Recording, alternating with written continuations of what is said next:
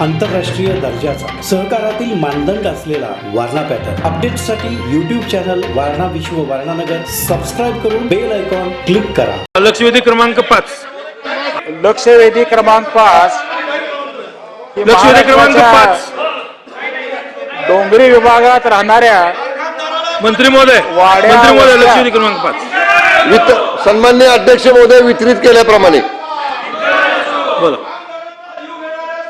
बोला अध्यक्ष महोदय, ही लक्षवेधी महाराष्ट्रातल्या डोंगरी विभागात वाड्या वस्त्या आणि धनगर वाड्यावर जी लोक राहतात या सगळ्या लोकांच्या मुलांचं शैक्षणिक भवितव्य किती भीषण आहे हे सभागृहाच्या आणि महाराष्ट्राच्या निदर्शनास आणून देणारी ही लक्षवेधी आहे.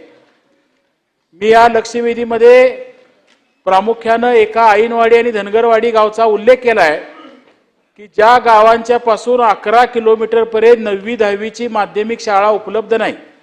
पूर्ण जंगलातून प्रवास करावा लागतो.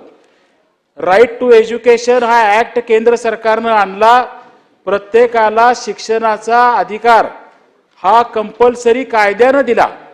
अशा काळामध्ये या परिसरातली अनेक मुलं माध्यमिक शिक्षणापासून अनेक वर्ष वंचित आहेत. ही वस्तुस्थिती आणि हे भीषण वास्तव आपल्याला स्वीकारावं लागतंय. आणि म्हणून मी स्पेसिफिक 2-3 प्रश्न या ठिकाणी विचारणार आहे की ह्या सगळ्या मुलांचं जे शैक्षणिक नुकसान झालं याची जबाबदारी महाराष्ट्र सरकार घेणार आहे का? प्रामुख्यानं 21 पट असताना सुद्धा त्या ठिकाणी माध्यमिक शाळा आपण उपलब्ध करू शकलो नाही. 2-2, 3-3 मुली बिबट्याच्या हल्ल्यामध्ये मारल्या गेल्या.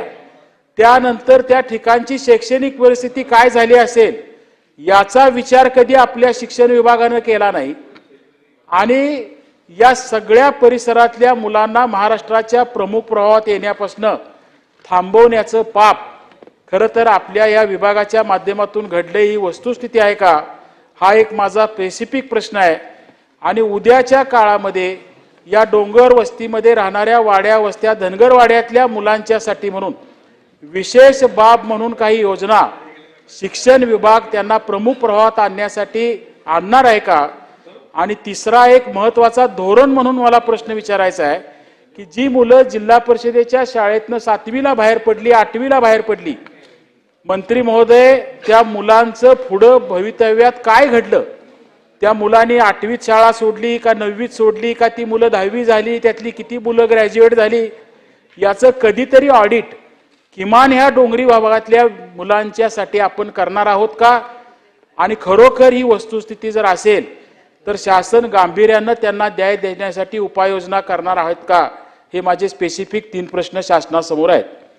सन्माननीय अध्यक्ष महोदय, सन्माननीय सदस्य विनय कोरे सावकारांनी ऐनवाडी तालुका शाहूवाडी जिल्हा कोल्हापूर या ठिकाणच्या शाळांच्या वर्गखोल्यांचा विषय या ठिकाणी उपस्थित केलेला आहे. सर्वप्रथम सन्माननीय अध्यक्ष महोदय, मी आपल्या माध्यमातून सन्माननीय सदस्यांच्या निदर्शनाला आणेन की जिल्हा परिषदेच्या शाळांना वर्ग अधिकचे जोडणं हा अधिकार आपण ग्रामीण स्तरावर मुख्य कार्यकारी अधिकारी जिल्हा परिषद आणि शहरी भागामध्ये महापालिका आयुक्तांना या ठिकाणी दिलेले आहेत. ऐनवाडी विद्या मंदिर जिल्हा शाहूवाडी तालुका हे सन 2 वर्षापूर्वीपर्यंत जुगाई हायस्कूल पणुंद्रे मार्फत या ठिकाणी भागशाळा 9वी आणि 10वीची या ठिकाणी आपण चालू होती. परंतु सन्माननीय अध्यक्ष महाराज, ऐनवाडी शाळेतनं 8वीतले उत्तीर्ण झालेले 4 विद्यार्थ्यांपैकी 3 विद्यार्थी मुंबईला गेले आणि 1 विद्यार्थी कापशी या शाळेमध्ये गेल्यामुळं सदरची भागशाळा विद्यार्थी नसल्यामुळं त्या ठिकाणी बंद जरी झाली असली तरी जसं सन्माननीय सदस्य विनय कोरे सावकार डोंगरी भागातले आहेत, सावकार मी पण तसेच डोंगरी भागातला आहे आणि आपली वस्तुस्थिती आपलं म्हणणं रास्त आहे की विद्यार्थ्यांची गैरसोय 3-3, 4-4 किलोमीटर 5-5 किलोमीटर चालत जायला लागू नये. आणि विशेषतः डोंगरी भागात वन्य श्वापदांचा त्रास, पावसाळी काळामध्ये ओढ्यांना नाल्यांना येणारा पूर आणि विद्यार्थ्यांना एकटं जावं लागल्यामुळं असणारी असुरक्षितता. 3 नंबर. तर या सगळ्या गोष्टीचा विचार करून एक समग्र अशा पद्धतीचं नवीन धोरण शैक्षणिक त्याचा एक शासन निर्णय हा नजीकच्या काळामध्ये आपण आणतोय. तथापि आता जे आपण सांगताय ते पुणिंद्रे बरोबर ना, ऐनवाडी तालुका शाहूवाडी जिल्हा कोल्हापूर इथल्या चालू शैक्षणिक वर्षापासून 9वी आणि 10वीचे वर्ग विशेष बाब म्हणून चालू करण्याचे आदेश जिल्हा परिषदेच्या मुख्य कार्यकारी अधिकाऱ्यांना आजच दिले जातील.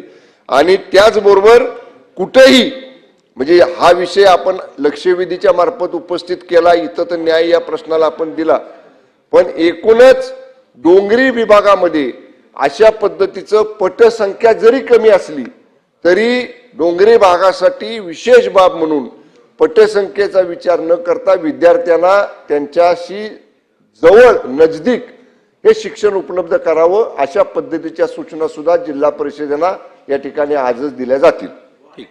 ठीक आहे, समर्पक उत्तर आहे कोरेसावकर. एकच प्रश्न अध्यक्ष महोदय की शेवटचा अतिशय तुमचा. सकारात्मक उत्तर मंत्री महोदयांनी दिलं, मी त्यांचा आभारी आहे. फक्त मी एक तुम्हाला स्पेसिफिक प्रश्न विचारला की डोंगरी भागातली जी मुलं जिल्हा परिषदेच्या शाळेतनं बाहेर पडली त्यांचं नेमकं पुढं काय झालं याचं कधीतरी ऑडिट शिक्षण विभाग करणार आहे का? आज मी तुम्हाला सांगेन की या भागातल्या 50% मुली 10वी पर्यंत सुद्धा शिकत नाहीत. स्पेसिफिक ह्या डोंगरातल्या वाड्या वस्त्यात राहणाऱ्या, हे भीषण वास्तव आहे महाराष्ट्राचं. आणि हे आपल्याला हे ऑडिट केल्याशिवाय समजणार नाही. आणि हे ऑडिट करावं आणि हे समग्र धोरण जे आपण आणणार आहात ते लवकरात लवकर आणण्याचा प्रयत्न करावा एवढी आपल्याला विनंती आहे. अध्यक्ष महोदय, सन्माननीय सदस्य विनय कोरे सावकारांची सूचना एकदम रास्त आहे. अशा पद्धतीनं डोंगरी भागातल्या विद्यार्थ्यांचं उत्तर दिलं, समर्पक उत्तर आहे. जिल्हा परिषद शाळेतनं बाहेर गेल्यानंतर त्यांना माध्यमिक शिक्षण, उच्च माध्यमिक समर्पक उत्तर दिलेलं आहे. 11वी 10वीच्या कॉलेजचं शिक्षण मिळतं का या संदर्भात एक ड्राईव्ह घेण्याच्या सूचना सर्व जिल्हा परिषदेच्या माध्यमिक विभाग, प्राथमिक विभागाच्या शिक्षण अधिकाऱ्यांना दिल्या जातील. आणि त्या पद्धतीनं या विद्यार्थ्यांना नजदीक उच्च शिक्षण सुद्धा मिळावं या अनुषंगानं या समग्र शिक्षण धोरणामध्ये या मुद्द्याचा सुद्धा विचार निश्चितपणाने केला जाईल आणि धोरण लवकरात लवकर मंत्रिमंडळापुढे आणलं जाईल.